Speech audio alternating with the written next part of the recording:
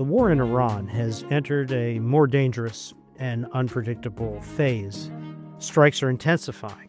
Diplomacy appears to be stalled, although rhetoric is high. The global stakes are significant. Today, the risk of expanding, of escalating this conflict is not hypothetical. It's an increasingly real possibility, if not likelihood.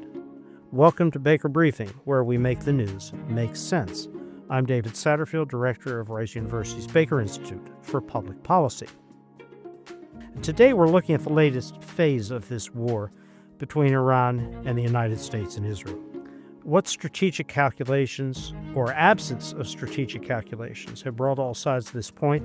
Most importantly, where is the conflict going to go from here? In Dave Petraeus's famous question, Mohammad Tabaar, who is my guest here today, tell me how this ends. Thank you, Ambassador. It does appear that when the war started, the Iranian side has already changed its military doctrine. In the past, what they used to operate based on was what they called forward defense strategy, which meant what they called strategic patience, absorbing pain, and then operating in the region outside of Iranian borders using their proxies. What we see now, especially which started pretty much after the June war, was adopting an overt, direct offensive posture, which means adopting a rapid response posture and lowering their threshold. And I think that is why Iran started reacting to the invasion by expanding the war and attacking U.S. assets in the region, and in addition to attacking Israel or retaliating against Israel directly. So initially, there was a sense that Iran had, in Tehran, there was a sense that they had enough capabilities to survive a war. But very quickly, it seems that the confidence has gone up, that they feel they have trapped the United States and they can continue inflicting pain on the U.S. and damaging the global economy. And I think the objective is to break what they call a cycle of ceasefire and war. Now, Mohammed, what you've just said is really quite extraordinary. That you have two of the most powerful militaries in the world, that of Israel and the United States, in the air, on the ground, at sea, in now almost a month's combat with Iran, which, while formidable, is not a conventional foe of the level of Russia or China or NATO countries. And the confidence in Tehran of the regime in their own success is increased as these weeks have gone on.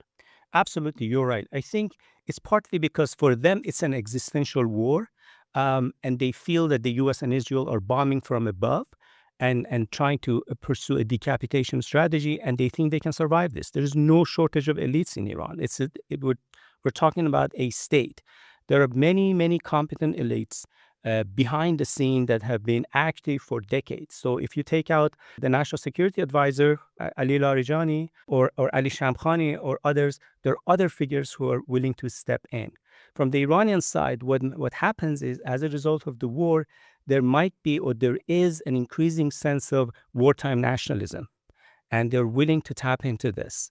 And I think the confidence is partly coming out of this sense of an emerging rally around the flag effect. If you can dissect what's happened in these 4 weeks of combat, what you described as Iran's new offensive strategy, rather than a defensive strategy, of a lower threshold for taking the fight outside or taking pain outside their borders. It's a classic horizontal escalation. People wondered why Iran was striking everyone, including states who had actually been seen as intermediaries for Iran, if not inclined towards Iran. Oman, Qatar, even Turkey has been struck. Azerbaijan. It is the spreading of as much pain to as many parties as possible to get them to place pressure on the one decider here, Donald Trump. But as this strategy has been pursued, Mohammed, let's take a look at what's gone on inside Iran. There has indeed been literal regime decapitation. The deceased Ayatollah's son may or may not be in charge. No one has heard or seen him. There are reports of his incapacitation, even speculation as to whether he is functional at all. Donald Trump has made statements over the last several days that he was successful in effecting regime change. Well, there certainly have been personality changes, but how would you describe this new Iranian regime? You're absolutely right. It's really incredible. We are now seeing a rise of new figures that, in a different situation, I think this probably would not have happened. For instance, Ali Khamenei's son, Moshtaba Khamenei, who has now, as you said, become the supreme leader, and we don't know where he is. We don't know even if he's alive. Nobody has seen him, and he's still issuing statements, but we have not even heard his voice. In a different time, it's highly doubtful that he would have become the supreme leader. So what this means is that effectively what we're seeing is the Revolutionary Guards, which used to be called as the next kingmaker before the war, is effectively the king now. They're in charge. In the old Northern Ireland conflict terms, the hard men. Exactly, exactly. Or the hardliner, if you will. They are now in charge, and they're running the show, and it's basically an institution, very much effective, very much penetrated all aspects of the Iranian society, politics, and economy. And as I said, they're pretty confident that they can carry on. But if indeed this is something being claimed by the president as regime change, it's not a change in a favorable dimension, either for the U.S., Israel, or the Gulf states. That's right. Although at the same time, you can argue that these are pragmatic figures at the same time. And if they see favorable conditions, they might come to an agreement with the United States. But we're not there yet. And now, Mohammed, you touch on the real question. You have, over the last 5 days, a quite extraordinary head-spinning set of declarations by the president that he was very shortly going to start striking Iran's power stations. Iran responded by saying, if that happens, we will respond in kind against civil infrastructure in the Gulf. The president then almost immediately declared highly successful talks had been had. There was almost an agreement. There was an agreement. The war was over. The fight is over. Iran has agreed, and the Iranians deny anything has happened whatsoever. 15-point plans are published by Pakistan and others. Iran has a 5-point rejoinder. What do you make of all of this, Mohammed? I could not see a deeper, I would say, perception gap between the two sides, exactly as you said. We keep hearing from the U.S. side that Iran is interested in negotiations, and they have been talking to the U.S. indirectly.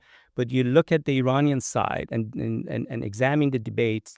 It's fascinating that the Iranian side cannot even use the term negotiations because it's become a radioactive term. The Iranian side is so confident that if any official says we're negotiating with the U.S., that person would have to pay political costs domestically. Nobody's interested in this. They're seeing this as a sign of weakness and a sellout. So they want to keep going, at least for a couple of weeks until, as you said, Iran's conditions, which are like 5 or 6 terms, would be at least partially met. Now, the president has declared none of this is correct.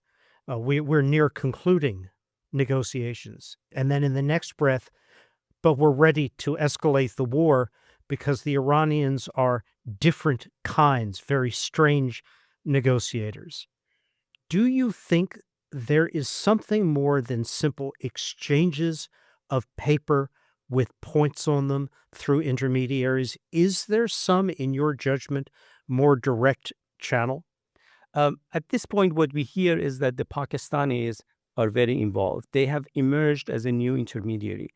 And in a way, it's not surprising because we saw some signals from Moshtaba Khamenei's statement a few weeks ago when he thanked the Pakistanis and also he expressed willingness to personally mediate between the Pakistanis and Afghans, resolving their tensions. You could tell that Iran was seeing Pakistan as a new friend, as a new ally to deal with this. But I don't know if there is anything beyond simply exchanging messages at this point, given the perception gap. Again, you're looking at the conditions that each side has. From the U.S. side, what the U.S. wants is that Iran to dismantle its nuclear program completely, to end its support of the proxies in the region, to limit the range and the number of its missiles. And then in return, the U.S. Would remove all sanctions. And I think from the Iranian side, the last one is great, but they just don't think this would ever happen. They don't trust that any Absolutely. promise would be upheld. Absolutely not. And then from the Iranian side, you look at the conditions, they're incredible. One is that they want to control the Strait of Hormuz. They want compensation for the war from the U.S. They want the closure of U.S. bases in the region, and they want to guarantee that there will be no more war, not just against Iran, but across the board, especially against Hezbollah in Lebanon. Right. And it's not just control over the Strait of Hormuz. They want Iranian sovereignty over the Strait, A new legal regime, they say. which is a completely new international regime that is totally in violation of, contradicts the present international rights of free and innocent passage through straits, not just Hormuz, but every other similar body of water in the world. So there is an assessment growing, and you hear it from any number of figures. I share it myself, that much as Putin cannot, through outright military force, defeat Ukraine, indeed, he can barely hold the present contact lines, he can attrit progressively, sometimes slowly, sometimes more rapidly, the ability of Ukraine to fight by striking civil infrastructure, critical infrastructure. Russia may take hundreds of thousands, 1 million casualties, unacceptable, unendurable from our standpoint.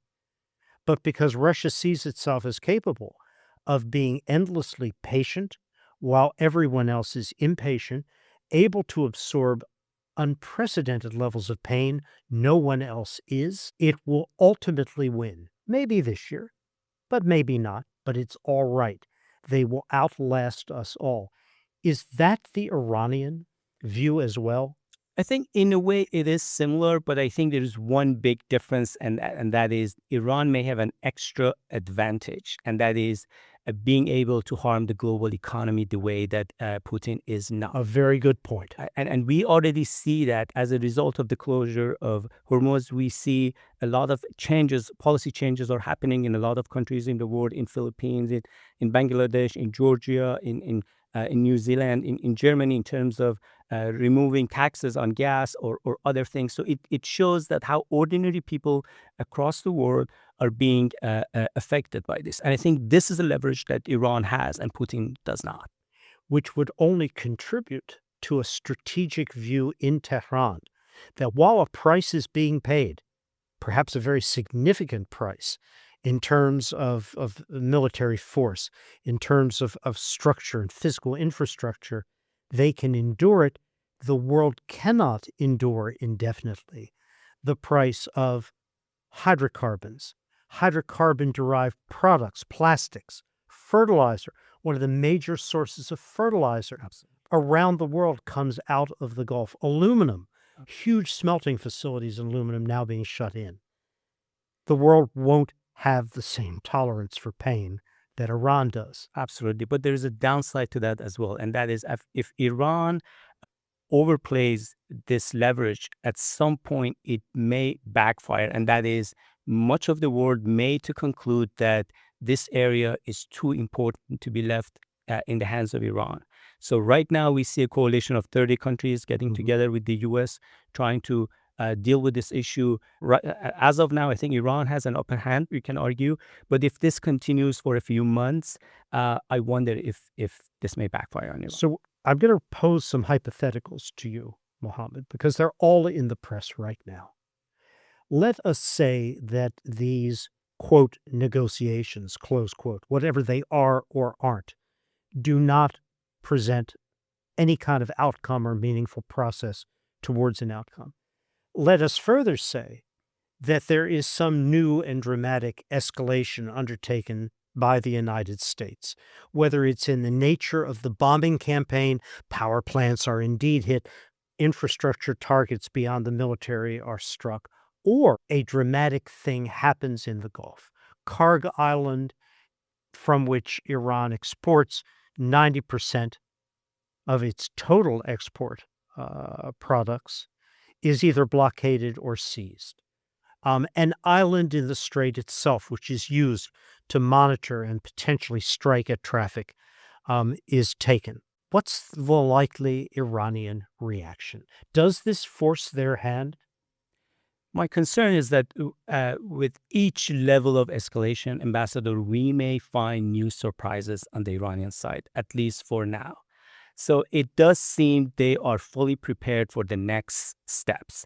That if the U.S. decides to attack Iran's infrastructure, as you said, they will retaliate by attacking water desalination facilities and other infrastructure facilities across the region. If the U.S. decides to occupy the Hark Island or other islands in the region, they say they have plans to deal with this. If the U.S. decides to put soldiers, boots on the ground inside Iran's mainland, again, that could make the U.S. very vulnerable. What if the casualty rates goes up or some of these soldiers are arrested by Iranian forces? So Iran is a huge country. It's almost the size of Western Europe. It's a country with 90 million population. It's a country that has been suffering U.S. sanctions for 47 years. So it's prepared to absorb a lot of pain and deal with these issues. At least in the near term, I think they're ready to inflict pain and retaliate against the U.S. So now I'll give you perhaps a best case, not a great one, but a best case what if. What if the president elects to settle for an agreement with some kind of phraseology on an Iranian pledge, which they've made in the past, not to pursue a nuclear weapon, turning over the 450 kilos of highly enriched uranium, which Iran has already signaled they would be prepared to do, to be diluted out of the country and returned or in some fashion accounted for, no longer in their possession. Some formulation on enrichment, whether it is a softening of the no indigenous enrichment. Enrichment is a Gulf consortium in which Iran is a participant, some formulation there, and language vaguely on a pause on missile development. Would the Iranians be willing, the regime, to accept that kind of formulation in exchange for an end to the conflict? Or are they serious about the kinds of proposals in their 5-point plan they made? I think you're absolutely right. There are a lot of creative ways to potentially bridge the gap. It is possible that both sides eventually agree, but all these points that you mentioned, they were already discussed before the war started. Then the question is, what did the U.S. achieve as a result of this war? Because what you're going to see as the outcome of this war is an Iran that is more confident and has already shown new capabilities and the willingness to do things that in the past people did not believe it would, or it would be so effective, namely the issue of the Strait of Hormuz. And here you get to the dilemma in a classic ending through simple declaratory rhetoric. The president announces he has achieved all of his objectives with respect to Iran. It is a new regime. He doesn't comment on what that means. Devastated in terms of its conventional military, Navy, air defense system, Air Force, the physical infrastructure, the Republican Guard Corps, the Basij forces, all of them hit very, very hard. This is an Iran reduced as a threat beyond any level previously imaginable. You can make that declaration, but if the reality is the strait only reopened, the nightly attacks throughout the Gulf and on Israel only stopped because of what is seen as a concession for things that could have been done before the war, that is a very thin, substantive, or even political fig leaf. And how will that then resonate in the Gulf? Exactly. So that is the issue, that The U.S. may be able to come to terms with it, but we don't know if Israel and U.S. allies in the region, the Gulf Arab countries, could accept this, could absorb this. At the same time, the alternative could be even worse.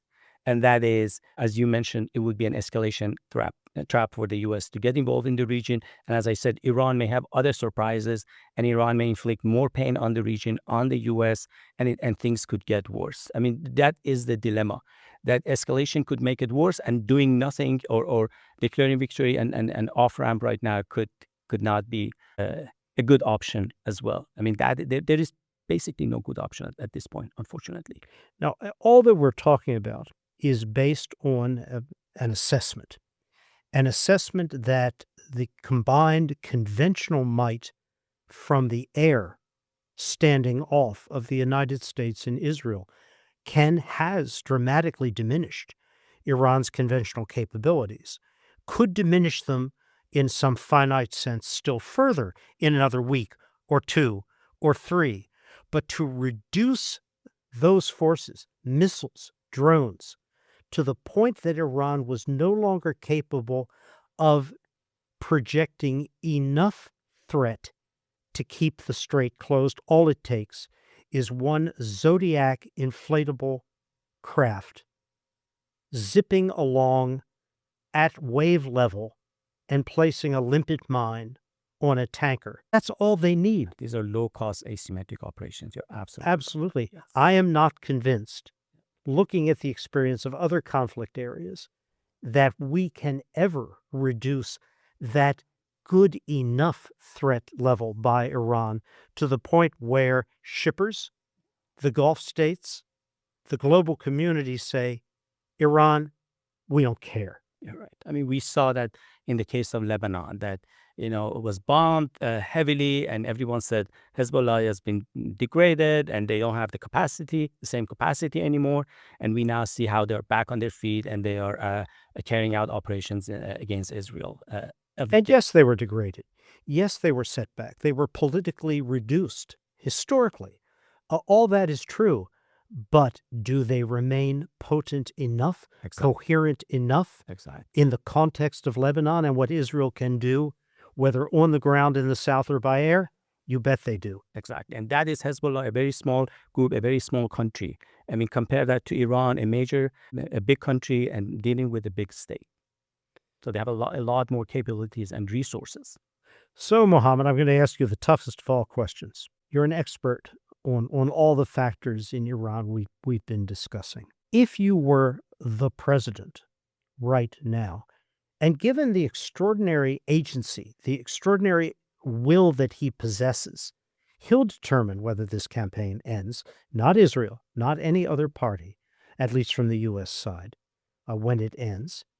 What now would you do? What is the least bad approach to take with respect to this Iranian hardline regime? I think the first thing that the administration needs to do is to update its assumptions about Iran. I mean, for decades, we hear that Iran is weak. Iran is a paper tiger. Iran is on the verge of collapse. I think, and we still see this assumption coming out of the administration. Steve Witkoff just said that Iran is at an inflection point, that it has to understand that it has no better options to accept those 15 points. I mean, that tells you that the administration is still operating with the assumptions before the war, before the June war, and they have not changed. If they change their assumption, understand that this regime, as much as they dislike it, as much as they hate it, is strong, both domestically and regionally. It has a lot of resources and capabilities. Then they might be able to come up with a number of offers and suggestions and plans that could be more realistic, that could be more appealing to the other side, and then they could eventually come to an agreement. And that would essentially boil down to what I would say an understanding, a mutual understanding. It doesn't have to be a detailed peace plan written. No, it can be an understanding that the U.S. would reduce pressure on Iran, and Iran would basically not carry out certain actions in the Strait of Hormuz and other things. I mean, we already see a very small version of it when the U.S. said it would unsanction those 140 million barrels of oil. If you can use that as a formula, and deal with Iran to reduce the tensions. By But the beyond way, that, I don't see anything. Mohammed, it makes it very hard. If the Iranians have no fundamental confidence that there is any reward for them, a sanctions relief doesn't mean anything. It will only be reversed at some point in the near future, and it will go back to combat. This phenomenon of ceasefire, war, back and forth, back and forth. It's hard to see how Iran agrees. And also, while the president is certainly able to make a rhetorical declaration that his goals have been achieved, you have now palpably, for all of the people of the region and the global community, this appearance of an Iran which is not a paper tiger. It's not a great military force, but it's good enough, right, to challenge those around it, to bring pressure onto the great powers like the United States. It's a difficult course to see. And to an extent, Mohammed, we're in a situation now which in military terms would be called Iranian escalation dominance. That's right. And what does that mean in lay terms? It means that whatever your perception is of military force balance, when one side is perceived to have a greater ability to inflict meaningful harm than you can inflict on them, they are the ones controlling escalation, not you. Iran held in Iraq until 2006-7 escalation dominance, the fear of explosively formed projectiles, of the traps, the ambushes they could launch, which we could not for many years defend against, gave them escalation dominance. We were afraid to take them on because they could hurt us more than we could hurt them. It is a terrible position for a state or an alliance or a coalition to find themselves in. And I worry we are right now in this unique world of the Gulf in a place where Iran again possesses functional escalation dominance. You're absolutely right. And my concern is that they are planning to use those EFPs that you just mentioned against the U.S. soldiers if the U.S. soldiers decide to enter Iranian territories. It was a horrific, horrific experience for those of us who were there during that time. And its strategic outcome was our hand was withheld against a growing Iran, Lebanese Hezbollah challenge far longer than it should have been because of this ceding of escalation dominance to Iran. I would not wish to see that repeated again. Mohammed, we will be talking more about not just how this ends, but if it can end and at what price in the very near future. Thank you. This has been Baker Briefing, where we make the news make sense. The podcast is brought to you by the Baker Institute, which delivers nonpartisan policy research on the most pressing issues facing the United States, Texas, and the world. Share your feedback at bakerbriefing@rice.edu. This episode was produced by Shannon Moriarty with AV production by Kevin Young. Additional production support was provided by Leslie Marie Aguiar, Ed Bailey, and Victoria Jubb. See our other podcasts, latest research, and events at bakerinstitute.org. Thanks for joining us.